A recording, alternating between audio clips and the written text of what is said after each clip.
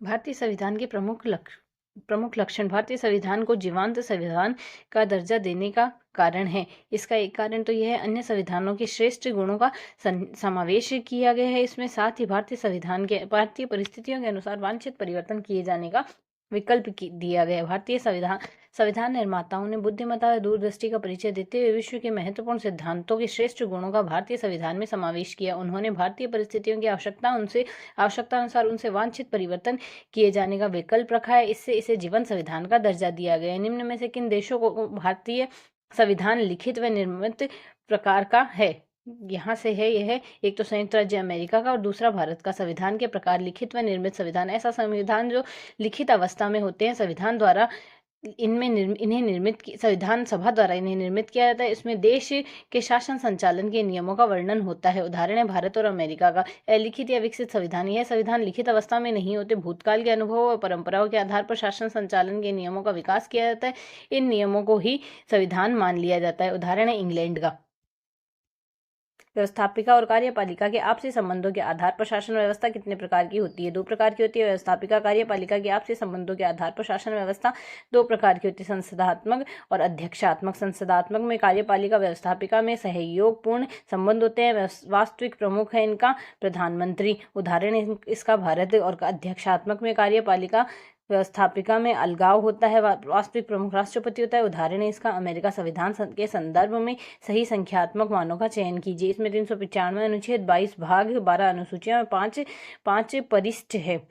विश्व का सबसे बड़ा विशालतम संविधान, जहां अमेरिका के संविधान में 7 अनुच्छेद, कनाडा के संविधान में 147 अनुच्छेद, ऑस्ट्रेलिया के संविधान में 128 अनुच्छेद व दक्षिण अफ्रीका के संविधान में 153 अनुच्छेद है। भारत के संविधान में मूलतः 22 भाग, 395 अनुच्छेद व 8 अनुसूचियां हैं। भारतीय संविधान के में वर्तमान में 395 अनुच्छेद, 22 भाग व 12 अनुसूचियां, 5 परिशिष्ट है। इसके विशालता का कारण इसमें केंद्र सरकार के साथ साथ राज्य सरकार का शासन व्यवस्था के प्रावधानों का भी वर्णन है। संविधान की इसी विशालता के कारण हरि विष्णु कामत ने कहा था कि हमें इस बात पर गर्व है कि हमारा संविधान विश्व का सबसे बड़ा विशालतम संविधान है। निसारुद्दीन अहमद ने संविधान निर्माण में अधिक समय लगने पर प्रारूप समिति का अपवहन समिति नाम दिया। श्रीनिवासन के शब्दों में भारतीय संविधान केवल एक संविधान नहीं है, वरन देश की असंवैधानिक और प्रशासनिक पद्धति के महत्वपूर्ण पहलुओं से संबंधित एक विस्तृत वैज्ञानिक संहिता है। किसी देश द्वारा भारतीय संविधान को अपने देश का संविधान बनाने हेतु प्रतिमान के रूप में प्रयोग किया जाता है। दक्षिण अफ्रीका को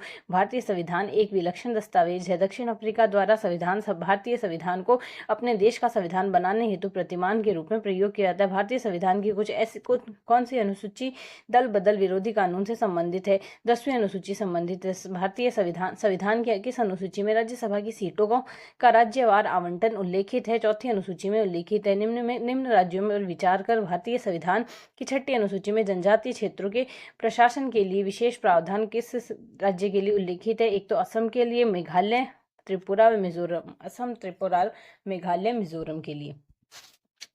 यदि भारत संघ को एक नए राज्य का सृजन करना होगा तो संविधान की निम्न में से किस अनुसूची में किसी एक को अवश्य संशोधन किया जाना है? पहली अनुसूची में संशोधन होगा। भारत के संविधान की किस अनुसूची में विभिन्न राज्यों के अनुसूचित क्षेत्रों के प्रशासन और नियंत्रण के लिए विशेष उपबंध है? 5वीं अनुसूची में। भारतीय संविधान की अनुसूचियों में से कौन सी एक राज्य के नामों की सूची है तथा उसके राज्य क्षेत्रों का ब्यौरा देती है? पहली अनुसूची देती है। यहाँ से हमें सम्मिलित करना है प्रशासनिक उपबंध और इस तरफ संबंधित अनुसूचियां हैं। प्रशासनिक उपबंध में अगर हम देखें तो हमारे पास इसमें आएगा राज्य व केंद्र शासित प्रदेश का उल्लेख है प्रथम अनुसूची में। महत्वपूर्ण पदाधिकारी व वेतन है द्वितीय अनुसूची में। विभिन्न पदों के लिए पद व गोपनीयता की शपथ तीसरी अनुसूची में। राज्यसभा के राज्यों व केंद्र शासित प्रदेशों का आवंटन है चतुर्थ अनुसूची में। यहाँ से अनुसूचियां और संबंधित विषय है, इन्हें सम्मिलित करना है। तो इसमें अगर हम देखें 8वीं अनुसूची है, यहाँ से संबंधित राष्ट्रीय भाषाओं की सूची से संबंधित है। और 9वीं अनुसूची संबंधित है इस अधिनियम से संबंधित अधिनियम न्यायालय के अधिकार क्षेत्र से बाहर है। 10वीं अनुसूची संबंधित है यहाँ से दल बदल विरोधी कानून से। और 11वीं अनुसूची संबंधित है पंचायत राज व्यवस्था व प्रावधान से। अनुसूचियां व संबंधित विषय। 8वीं अनुसूची तो भाषा से संबंधित है, यहाँ से 8वीं अनुसूची भाषा से संबंधित है। सी में आएगा हमारे पास सेकंड। और चौथी अनुसूची संबंधित है राज्यसभा से। चौथी अनुसूची राज्यसभा से संबंधित है। छठी अनुसूची जनजातीय क्षेत्र से संबंधित है और 9वीं अनुसूची भूमि सुधार से संबंधित। चौथी अनुसूची राज्यसभा से, छठी अनुसूची जनजातीय क्षेत्र से, 8वीं अनुसूची भाषा से और 9वीं अनुसूची भूमि सुधार से संबंधित है। और चतुर्थ अनुसूची यहाँ से अगर देखें, हमने अभी पढ़ा है चौथी अनुसूची राज्यसभा से संबंधित है। तो राज्यसभा के लिए हमारे पास इसमें कौन सा ऑप्शन करेक्ट आएगा? संसद के उच्च सदन की सीटों के आवंटन से। तो यहाँ से ये आ गया हमारे पास इसमें फर्स्ट। इसमें कौन सा था? यहाँ से हमारे पास ये संबंधित है संसद में उच्च सदन की सीटों से। राज्यसभा से संबंधित हमने बताई थी। 10वीं अनुसूची हमारे पास संबंधित है दल बदल विरोधी कानून के दल बदल के आधार पर निहरताओं से। 9वीं अनुसूची संबंधित थी यहाँ से कुछ नियमों व विनियमों के वैधीकरण के लिए। दूसरी अनुसूची राष्ट्रपति व राज्यों के राज्यपालों के संबंध में उपबंध करती है। वर्तमान में संविधान में 22 भाग 395 अनुच्छेद व 12 अनुसूचियां हैं। नेक्स्ट, पहली अनुसूची उसका राज्य क्षेत्र। पहली अनुसूची संघ, भारत संघ व उसका राज्य क्षेत्र। राज्य व संघ राज्य क्षेत्रों की सूची। मूलतः इस अनुसूची में राज्य की 4 प्रविष्टियों 1, 2, 3, 4 का उल्लेख किया गया। संविधान धारा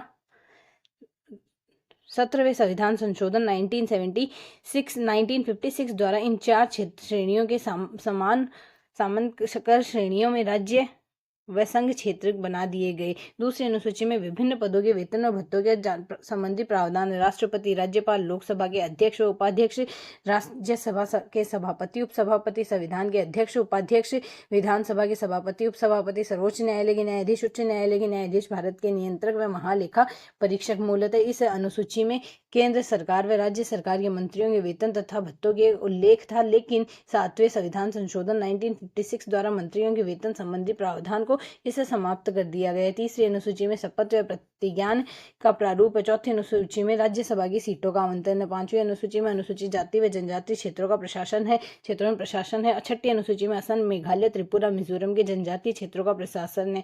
7वीं अनुसूची में 3 सूचियां, संघ सूची, राज्य सूची व संवर्ती सूची है। 8वीं अनुसूची में भाषाएं हैं, मूलतः 14 भाषाएं और वर्तमान में 22 भाषाएं हैं। 9वीं अनुसूची में भूमि सुधार अधिनियम है। 10वीं अनुसूची में दल बदल विरोध निरोधक कानून है। यह अनुसूची 52वें संविधान संशोधन में 1985 में जोड़ी गई थी। 11वीं अनुसूची पंचायती राज के लिए है। यह अनुसूची 73वें संविधान संशोधन 1992 में जोड़ी गई। इसमें कुल 29 विषय इसमें शामिल है। 12वीं अनुसूची नगर पालिका से संबंधित है। यह अनुसूची 74वें संविधान संशोधन 1992 द्वारा जोड़ी गई। इसमें कुल 18 विषय शामिल है। भारत संविधान की कौन सी अनुसूची विभिन्न पदों के लिए और गोपनीयता की शपथ के लिए है?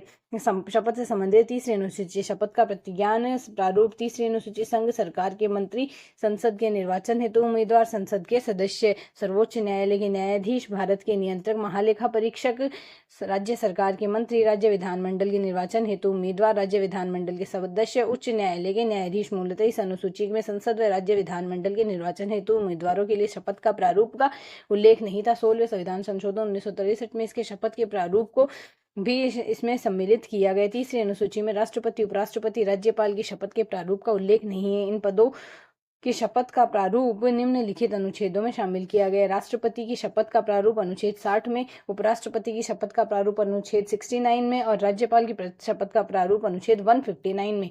किसी संविधान के संवैधानिक संशोधन द्वारा तकनीकी, आयुर्विज्ञान और विश्वविद्यालय शिक्षा को संवर्ती सूची में सम्मिलित किया गया। 42वें संविधान संशोधन के द्वारा 101वें संविधान संशोधन द्वारा संविधान की 7वीं अनुसूची की संघ सूची में किन प्रविष्टियों को विलोपित कर दिया गया है? 92 और 92 को विलोपित कर दिया गया। भारत के संविधान में संघ सूची 1 किस अनुसूची में दी गई है? 7वीं अनुसूची में दी गई है।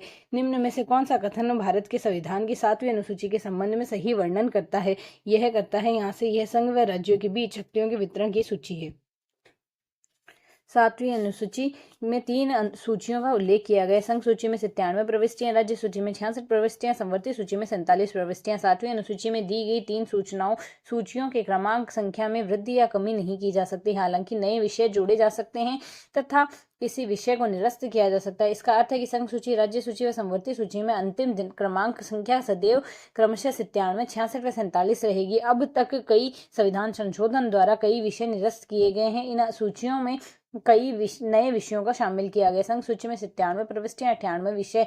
संघ सूची में जोड़े गए नियम 2 के राज्य के सशस्त्र बलों का अभिनियोजन। 42वें संविधान संशोधन 1976 द्वारा 92 के अंतर्राज्यीय व्यापार में समाचार पत्रों से भिन्न माल क्रय विक्रय पर कर। छठे संविधान संशोधन 1956 द्वारा 92 के अंतर्राज्यीय व्यापार के माल के परेषण पर कर। 46वें संविधान संशोधन 1982 द्वारा 92 गैग सेवा कर। 88वें संविधान संशोधन 2003 द्वारा संघ सूची को निरस्त किए गए। क्रमांक 7वें संविधान संशोधन 1956 द्वारा 92 101वें संविधान संशोधन 2016 द्वारा 92 गए। 101वें संविधान संशोधन 2016 द्वारा इस प्रकार संघ सूची के वर्तमान की गणना के आधार पर विषयों की संख्या 98 हो गई है। हालांकि अंतिम प्रविष्टियों की संख्या भी 97 है। राज्य सूची 66 प्रविष्टियां, 59 विषय। राज्य सूची में जोड़े गए विषय। राज्य सूची में कोई नया विषय नहीं जोड़ा गया। राज्य सूची को निरस्त किए गए। क्रमांक 11, 19, 20, 29। 42वें संविधान संशोधन 1976 द्वारा 36। 7वें संविधान संशोधन 1956 द्वारा 52, 53। 101वें संविधान संशोधन 2016 द्वारा इस प्रकार राज्य सूची में वर्तमान में गणना के आधार पर विषयों की संख्या 59 है। हालांकि अंतिम प्रविष्टि संख्या अभी भी 66 ही है। संवर्ती सूची 47 विषय और 47 प्रविष्टियां, 52 विषय। संवर्ती सूची में जोड़े गए विषय 11। 1 कै में न्याय प्रशासन। 42वें संविधान संशोधन 1976 द्वारा 17 कै वन। 42वें संविधान संशोधन 1976 द्वारा और 17 कै वन जीव व पक्षियों का संरक्षण। 42वें संविधान संशोधन 1976 द्वारा 20 कै जनसंख्या नियंत्रण। 42वें संविधान संशोधन 1976 द्वारा और 33 कै बाट व माप। 42वें संविधान संशोधन 1976 द्वारा 42वें संविधान संशोधन 1976 में 4 विषय। वन, वन्य जीव, पक्षियों का संरक्षण, शिक्षा, बाट व माप राज्य सूची से समाप्त कर संवर्ती सूची में शामिल किए गए थे। शिक्षा नामक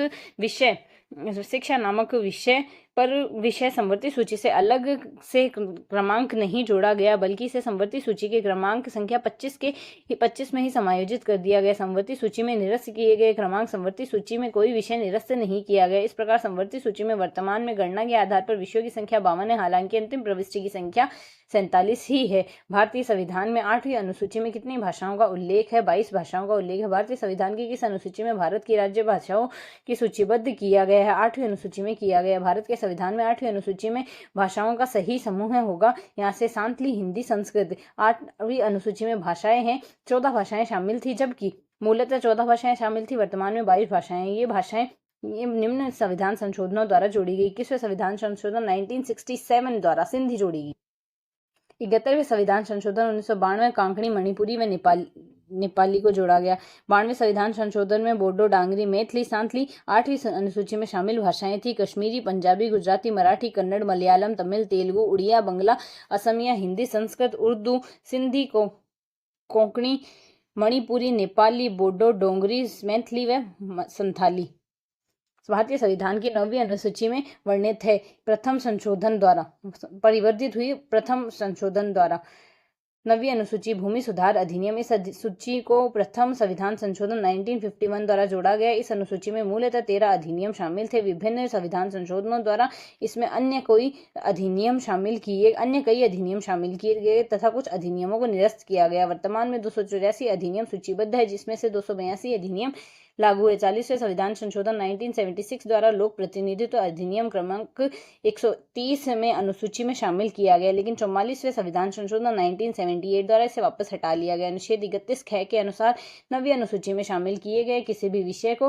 न्यायिक पुनरावलोकन नहीं किया जा सकता। बामन राम वाद 1981 के निर्णयानुसार 24 अप्रैल 1973 केशवानंद भारती वाद का निर्णय का दिन के बाद इस अनुसूची में शामिल किए गए किसी कानून के इस आधार पर न्यायिक पुनरावलोकन किया जा सकता है, वह संविधान के मूल ढांचे का उल्लंघन करता है। भारतीय संविधान का कौन सा भाग व्यापार व वाणिज्य से संबंधित है? भाग 13 संबंधित है। भारतीय संविधान के किस भाग में नागरिकता संबंधित प्रावधान उल्लेखित किया गया? भाग 2 में किया गया। निम्न में से भारतीय संविधान का कौन सा भाग राज्यों के शासन के बारे में है? भाग 6 राज्यों के शासन के बारे में है। यहाँ से अगर देखें, भाग 1 अनुच्छेद 1 से 4 संघ व उनका राज्य क्षेत्र। भाग 2 5 से 11 नागरिकता का उल्लेख है। भाग 3 12 से 35 मूल अधिकार का उल्लेख है। भाग 4 36 से 51 नीति निर्देशक तत्वों का उल्लेख है। भाग 4 कै में 51 क जोड़ा गया। मौलिक कर्तव्य 42वें संविधान संशोधन 1976 के द्वारा जोड़ा गया। 52 से 151 संघ सूची में संघ का है, यहाँ से भाग 5 में। 52 से 78 संघीय कार्यपालिका 79 से 122, 79 से 122 तक संसद के लिए, 123 राष्ट्रपति के अध्यादेश, 124 से 147 सर्वोच्च न्यायालय, 148 से 151 नियंत्रक व महालेखा परीक्षक सीएजी के बारे में। भाग 6 में 152 से 237 राज्य के लिए, 152 राज्य की परिभाषा, 153 से 167 राज्य कार्यपालिका, 168 से 212 राज्य विधानमंडल, 213 राज्यपाल द्वारा अध्यादेश, 214 से 232 उच्च न्यायालय, 233 से 237 अधीनस्थ न्यायालय। भाग 7 238 7वें संविधान संशोधन 1956 द्वारा निरस्त किया गया।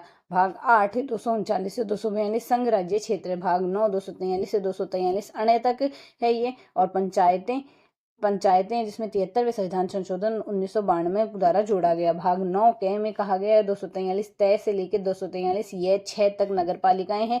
74वें संविधान संशोधन 1992 द्वारा जोड़ा गया। 9 ख में 243 बै जय से 243 ये न सहकारी समितियां हैं। 93वें संविधान संशोधन 2011 द्वारा जोड़ा गया। भाग 10 में 244 से 244 क तक है, अनुसूचित व जनजाति क्षेत्र है। भाग 11 में कहा गया है यहाँ से 245 से 263 तक संघ व राज्य के संबंध में, 245 से 255 तक संघ व राज्य विधायी संबंध में, 256 से 263 संघ व राज्य प्रशासनिक के संबंध में। भाग 12 में कहा गया 264 से 300 के वित्त संपत्ति संविदाएं व वाद। और भाग 13 में कहा गया 301 से 307 भारत के भीतर व्यापार व वाणिज्य। भाग 14 में कहा गया है यहाँ से 308 से 323 सेवाएं व लोक सेवा आयोग संघ व राज्यों के अधीन सेवाएं। 308 से 314 सेवाएं हैं। 315 से 323 लोक सेवा आयोग है। भाग यहाँ से 14 क में कहा गया है 323 क से 323 ख अधिकरण 42वें संविधान संशोधन 1976 द्वारा जोड़ा गया है। यहाँ से 15 में कहा गया है 324 से 329 निर्वाचन के लिए। और भाग 16 में कहा गया है 330 से 342 कुछ वर्गों हेतु विशेष उपबंध है। यहाँ से भाग 17 में 343 से 351 राज्य भाषा के लिए। और भाग 18 में कहा गया 352 से 360 आपातकालीन प्रावधान है। भाग 19 में कहा गया 361 से 367 विविध। और भाग 20 में 368 में संविधान संशोधन की प्रक्रिया है। यहाँ से 21 में कहा गया है 369 से 392 अस्थायी संक्रमणकालीन संबंध। और भाग इसमें 22 में कहा गया है 393 से 395 संक्षिप्त नाम प्रारंभ हिंदी में प्राधिकृत पाठ व निरसन। संविधान के किस भाग में आपातकालीन उपबंधों का उल्लेख किया गया है? भाग 18 में किया गया। आपातकालीन उपबंध संविधान के भाग 18 में आपातकालीन उपबंधों का स्पष्ट उल्लेख किया गया। अनुच्छेद 352 के अनुसार बाहरी आक्रमण, सशस्त्र विद्रोह व युद्ध की स्थिति। अनुच्छेद 356 के अनुसार राज्यों के संवैधानिक तंत्र की विफलता की स्थिति में। अनुच्छेद 360 के अनुसार वित्तीय संकट उत्पन्न होने पर संपूर्ण देश या देश के किसी भी भाग में आपातकाल लागू किया जा सकता है। नीति निर्देशक तत्वों का वर्णन संविधान के किस भाग में? भाग 4 में किया गया।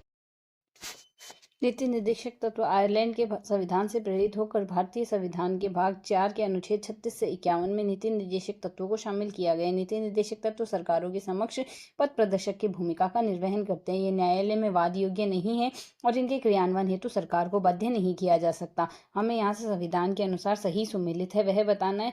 तो यहाँ से भाग 4 क्या कहता है? मौलिक कर्तव्य को। भाग 9 क्या कहता है? नगर पालिकाओं के लिए। भाग 9 ख कहता है सहकारी समितियों के लिए। भाग 4 के मौलिक कर्तव्य के बाद 42वें संविधान संशोधन 1976 के संविधान में शामिल किया गया। मूल संविधान में भाग 9 में डी श्रेणी के राज्यों के शासन का प्रावधान था। 7वें संविधान संशोधन 1956 द्वारा राज्यों का पुनर्गठन किया गया तथा इसके तहत भाग 9 को निरस्त कर दिया गया। 73वें संविधान संशोधन 1992 द्वारा भाग 9 को संविधान में पुनः शामिल कर इसके अंतर्गत पंचायती राज के प्रावधानों को शामिल किया गया। भाग 9 के नगर पालिकाओं को 74वें संविधान संशोधन 1992 द्वारा संविधान में शामिल किया गया है। भाग 9 के सहकारी समितियों को 97वें संविधान संशोधन 2011 द्वारा संविधान में शामिल किया गया है। भाग 14 के अधिकरण को 42वें संविधान संशोधन 1976 के संविधान में शामिल किया गया है। भारत के संविधान के स्रोतों के संदर्भ में निम्न का युग्म में सुमेलित कीजिए।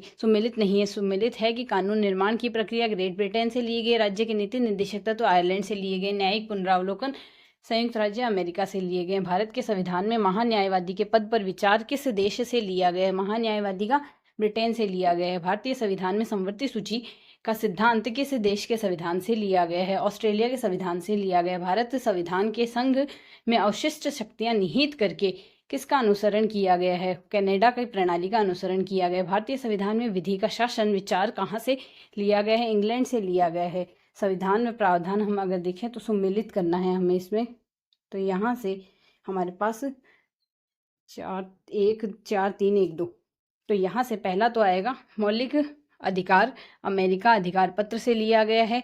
राजस्थान राज्य की नीति के निर्देशक तथा आयरिश संविधान से लिए गए हैं। मंत्रिमंडलीय सरकार ब्रिटिश संविधान से और कनाडा का संविधान से केंद्र राज्य संबंध लिया गया। मौलिक अधिकार यहाँ से अमेरिकी अधिकार पत्र से, राज्य की नीति निर्देशक तत्व आयरिश संविधान से, मंत्रिमंडलीय सरकार ब्रिटिश संविधान से और केंद्र राज्य संबंध कनाडा संविधान से। भारत के संविधान का प्रावधान व स्रोत का सही सुमिलित नहीं सही है। इसमें विधि द्वारा स्थापित प्रक्रिया जापान की, आपातकालीन प्रावधान जर्मनी का, मौलिक अधिकार यूएसए का है। सुमिलित नहीं है वह बताना। सुमिलित है मौलिक अधिकार यूएसए से, संसदीय लोकतंत्र ब्रिटेन से और नीति निर्देशक तत्व आयरलैंड से लिए गए हैं।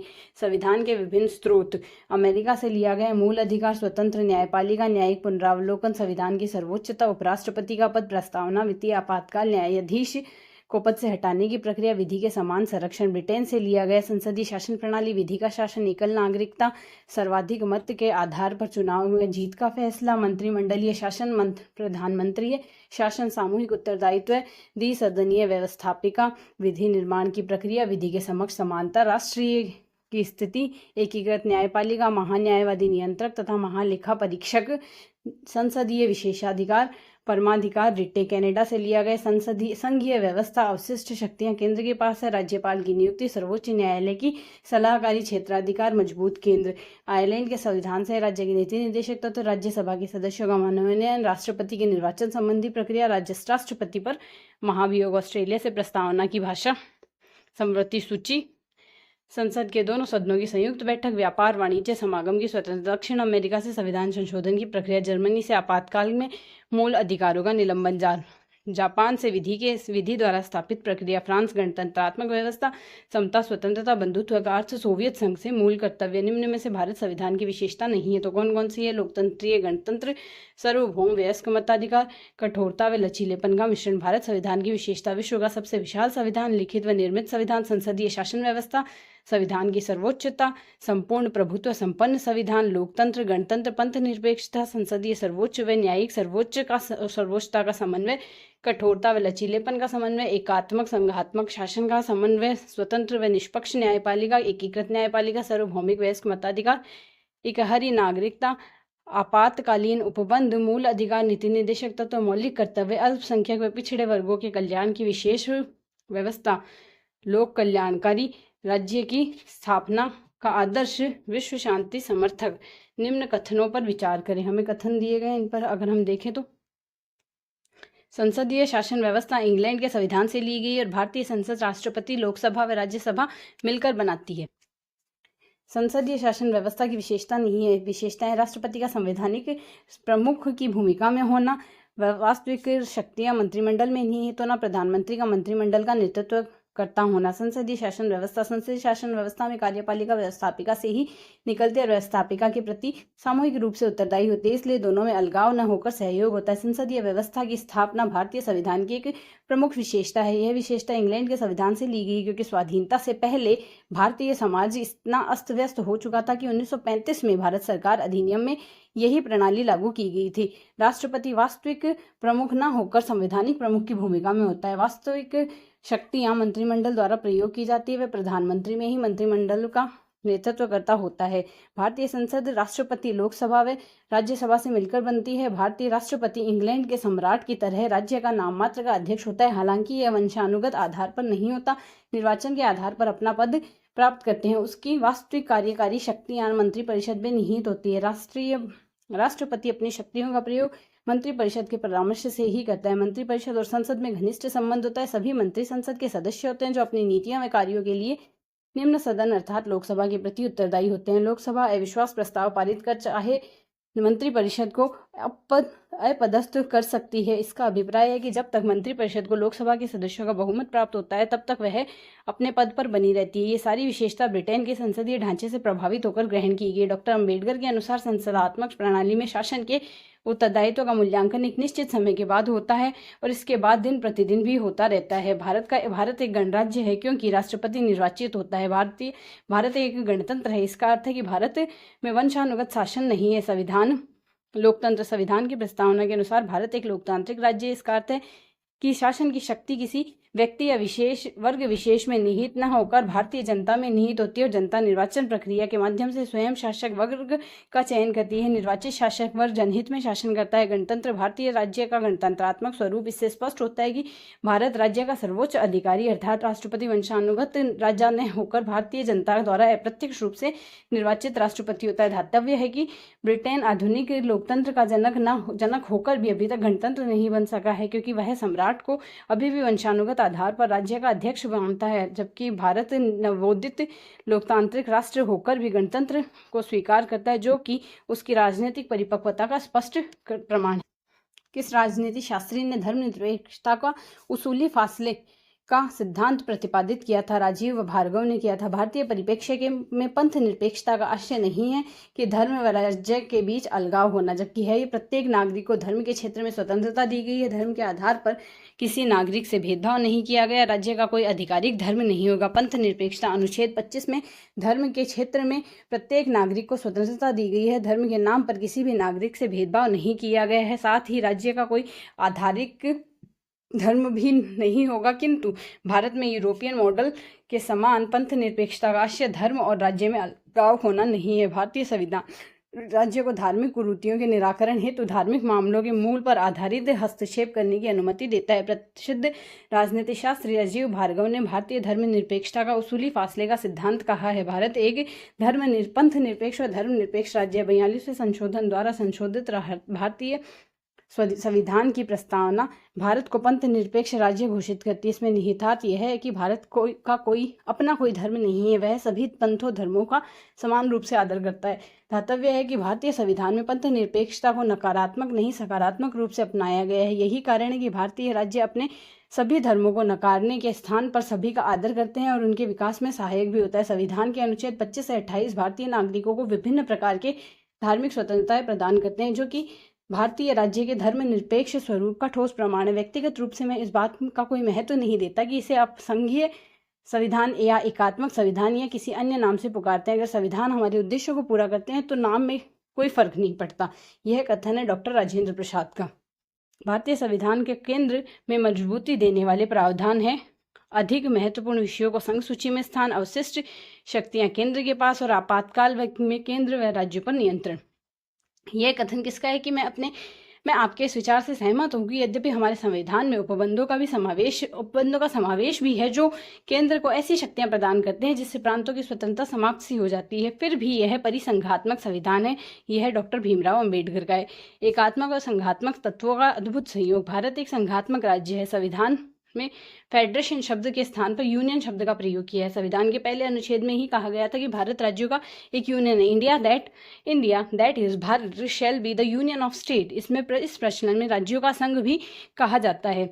संविधान निर्माताओं की आकांक्षा ऐसा संविधान बनाने की थी जिसमें केंद्र सरकार भारत की एकता को बनाए रखे तथा राज्यों को भी स्वायत्ता मिले। इसके लिए संघात्मक व एकात्मक तत्वों का मिश्रण किया गया। भारतीय संविधान के अनेक प्रावधान केंद्र व राज्यों की अपेक्षा शक्तिशाली बनाते हैं, जैसे अति महत्वपूर्ण विषयों को संघ सूची में स्थान, संवर्ती सूची में केंद्र के निर्णयों की प्रमुखता, अवशिष्ट शक्तियां केंद्र के पास, आपातकाल में केंद्र का राज्यों पर नियंत्रण, एकहरी नागरिकता, अखिल भारतीय सेवाएं, संसद को राज्यों में पुनर्गठन का अधिकार, राष्ट्रपति द्वारा राज्यपालों की नियुक्ति, राज्यों की केंद्र पर आर्थिक निर्भरता केंद्र को मजबूती प्रदान करती है। राज्य अपना पृथक संविधान नहीं रख सकते। केंद्र व राज्य दोनों केवल एक ही संविधान लागू होता है। डॉक्टर भीमराव अंबेडकर, मैं आपके इस विचार से सहमत होगी यद्यपि हमारे संविधान में ऐसे उपबंधों का भी समावेश है जो केंद्र को ऐसी शक्तियां प्रदान करते हैं जिससे प्रांतों की स्वतंत्रता समाप्त सी हो जाती है, फिर भी यह परिसंघात्मक संविधान है। व्यक्तिगत रूप से मैं इस बात को कोई महत्व नहीं देता कि आप संघीय संविधान या एकात्मक संविधान अथवा किसी अन्य नाम से पुकारते हैं। अगर संविधान हमारे उद्देश्य को पूरा करते हैं तो नाम से कोई फर्क नहीं पड़ता। डॉक्टर राजेंद्र प्रसाद का कहना है, निम्न में से कौन सी विशेषता भारत के संघीय शासन व्यवस्था की नहीं है?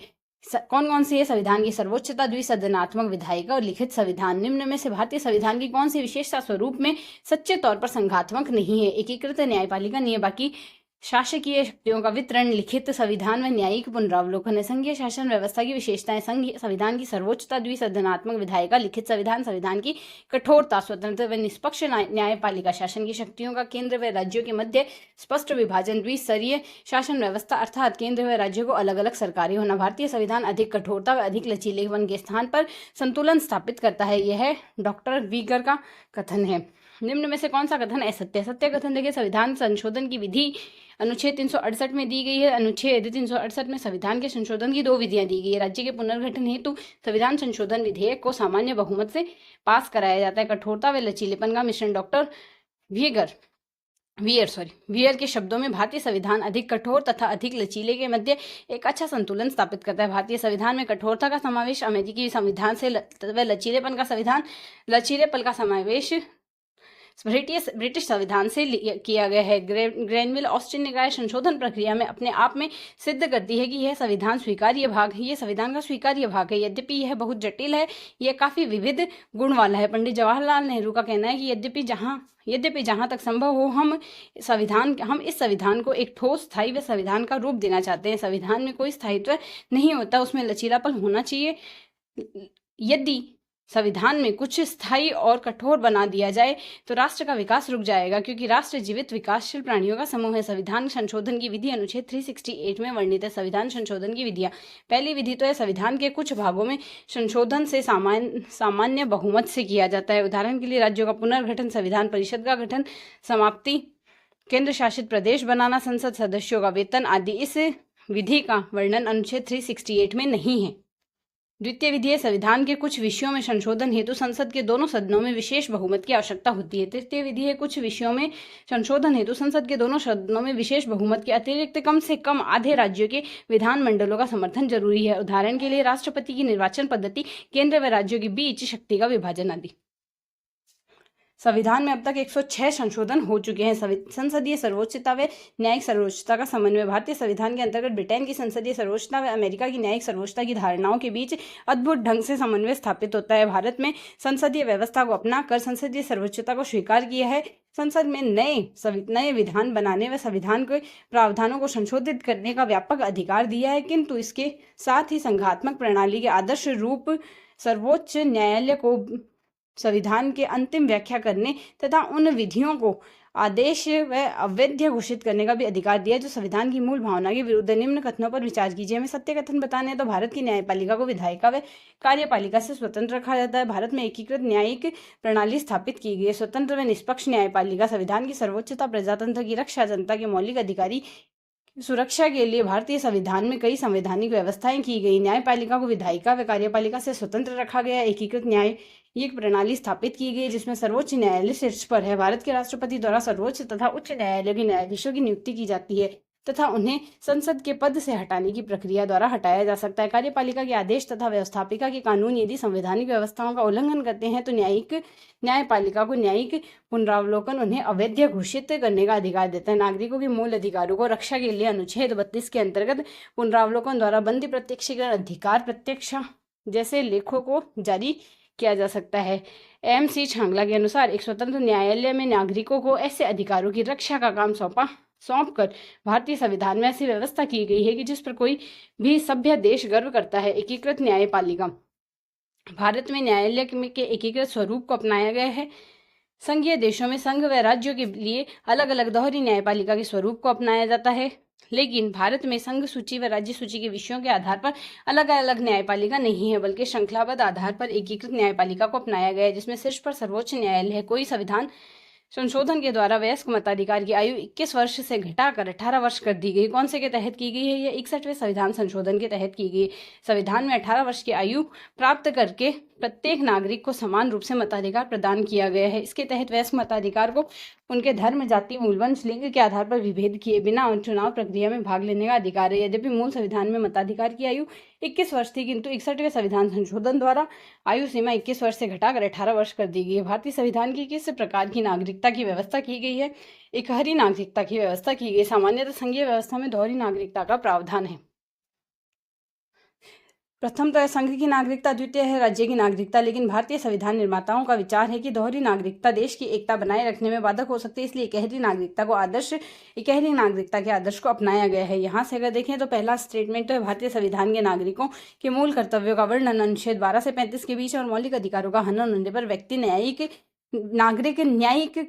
न्यायालय की शरण ले सकता है। दोनों ही सत्य है। मौलिक अधिकार भारतीय संविधान के नागरिक को मूल अधिकारों का वर्णन संविधान भाग 3 में अनुच्छेद 12 से 35 के मध्य किया गया है। भारतीय संविधान निर्माताओं ने 7 मौलिक कर्तव्यों को अधिकार को देश के नागरिकों के लिए दिया था। समता का अधिकार, समानता का अधिकार, शोषण के विरुद्ध धार्मिक स्वतंत्रता का अधिकार, संस्कृति व शिक्षा से संबंधित अधिकार, संवैधानिक उपचारों का अधिकार, संपत्ति का अधिकार। भारतीय संविधान के 44वें संशोधन के बाद संपत्ति का अधिकार को मौलिक अधिकारों की सूची से हटा दिया गया। अतः अब मौलिक अधिकार 6 रह गए हैं। इन अधिकारों का हनन होने पर नागरिक न्यायालय की शरण ले सकते हैं। वर्ष 2002 में 86वें संविधान संशोधन कर अनुच्छेद 21 के जोड़ा गया। यह उपबंध किया गया कि राज्य में 6 से 14 वर्ष के आयु वर्ग के सभी बालकों को निःशुल्क अनिवार्य शिक्षा उपलब्ध कराने का उपबंध किया जाएगा।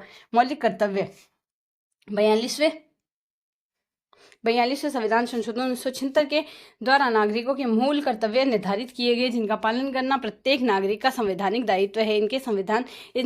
इसमें संविधान का पालन करना, भारत का संप्रभुता, एकता, अखंडता की रक्षा करना आदि प्रमुख कर्तव्य। अप्रैल 2010 में लागू शिक्षा के अधिकार संबंधी 86वें संविधान संशोधन 11वां मूल कर्तव्य भी संविधान में जोड़ दिया गया है, जिसके अनुसार 6 से 14 वर्ष की आयु के बच्चों को शिक्षा के अवसर उपलब्ध कराना अभिभावकों का कर्तव्य है। अतः वर्तमान में मूल कर्तव्यों की संख्या 11 है। भारतीय संविधान में अल्पसंख्यक व पिछड़े वर्गों का कल्याण हेतु निम्न में से कौन सा प्रयास नहीं किया गया? तो कौन कौन से किए गए? अनुसूचित जातियों जनजातियों को सरकारी सेवाओं में आरक्षण, अन्य पिछड़ा वर्ग हेतु केंद्र सरकार की सेवाओं पर आरक्षण, अल्पसंख्यकों के भाषाई, धार्मिक व सांस्कृतिक हितों की रक्षा हेतु व्यवस्था, अल्पसंख्यक व पिछड़े वर्गों के कल्याण की विशेष व्यवस्था। भारतीय संविधान में अल्पसंख्यकों के धार्मिक, भाषाई व सांस्कृतिक हितों की रक्षा हेतु विशेष व्यवस्था की गई। अनुसूचित जाति व जनजातियों को लोकसभा विधानसभाओं में आरक्षण दिया गया। राज्यसभा हेतु ऐसा प्रावधान नहीं है अनुच्छेद 330 से 332 में। और संविधान में अनुसूचित जातियों जनजातियों के लिए सरकारी सेवाओं में आरक्षण की कोई सीमा निर्धारित नहीं की गई है। पिछड़ा वर्ग के लिए केंद्र सरकार की सेवाओं में सितंबर 1993 से 27% आरक्षण लागू किया गया है। भारत संविधान को वकीलों का स्वर्ग कहा गया है, आइवर जॉनिक्स ने कहा। भारतीय संविधान की आलोचना 1935 के अधिनियम की कार्बन कॉपी। सर आइवर जॉनिक्स के अनुसार भारतीय संविधान में सीधे तौर पर भारत शासन अधिनियम 1935 में भारतीय सभी पाठ्य प्रतियों का पालन किया गया। संविधान सभा सदस्य PR देशमुख के अनुसार संविधान अनिवार्यतः भारत शासन अधिनियम 1935 है, बस वयस्क मताधिकार उससे जुड़ गया है। अत्यधिक लंबा विस्तृत संविधान। आलोचकों का मानना है कि भारतीय संविधान अत्यधिक लंबा विस्तृत संविधान के अनुच्छेद व परिशिष्ट लंबे हैं। भारतीय संविधान विशेषज्ञ आइवर जॉनिक्स के अनुसार भारतीय संविधान अत्यधिक विस्तृत और जटिल है। वकीलों का स्वर्ग। आलोचकों के अनुसार भारतीय संविधान की कानूनी शब्दावली व पदावली संविधान को समझने के लिए एक कठिन दस्तावेज बनाती है। संविधान विशेषज्ञ आइवर जॉनिक्स ने इसे वकीलों का स्वर्ग कहा है, क्योंकि भारतीय संविधान की भाषा व शब्दावली गूढ़, अस्पष्ट व चातुर्यपूर्ण है। इसके एक शब्द के अनेक अर्थ निकलते हैं, वह साधारण जनता के उन्हें समझ नहीं पाती। वह वकीलों की सहायता लेती है, जिससे वकीलों को भारी आर्थिक लाभ मिलता है। परस्पर विरोधी तत्वों का समावेश। आलोचक भारतीय संविधान की अनुमति के पिटारे कुनबे के रूप में संबोधित करते हुए